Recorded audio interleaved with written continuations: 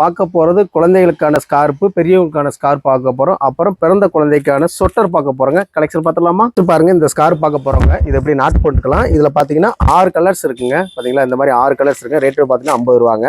அடுத்த ஸ்கார்ப் பார்த்தீங்கன்னா இதில் வந்து பாதி இது வந்துருங்க. இதுவும் நீங்கள் இப்படி நாட் போட்டுக்கலாம். இதுலேயும் உங்களுக்கு 6 கலர்ஸ் வந்துடும். இது எல்லாமே உங்களுக்கு 50 ரூபா தான். அடுத்து பார்த்தீங்கன்னா இதுவும் 50 ரூபா ரேஞ்ச் தான். இது இந்த மாதிரி கட்டுவாங்க பார்த்தீங்களா, இந்த மாதிரி நீங்கள் வாங்கிக்கலாம். இதுலேயும் உங்களுக்கு 6 கலர்ஸ் வந்துடும். அப்புறம் பாருங்கள், இது கிட்ஸுக்குங்க.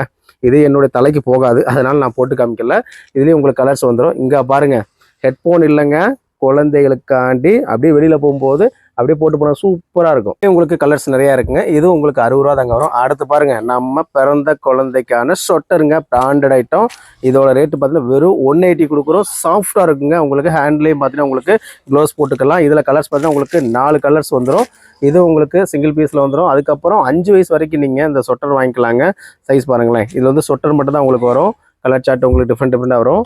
எந்த ஒரு சைஸுமே நீங்கள் மெஷர்மெண்ட்டு செக் பண்ணிகிட்டே வாங்கிக்கோங்க. பார்த்தீங்களா, இது வந்து சின்ன சைஸு, இது அதுக்கடுத்து ஸ்மால் சைஸு.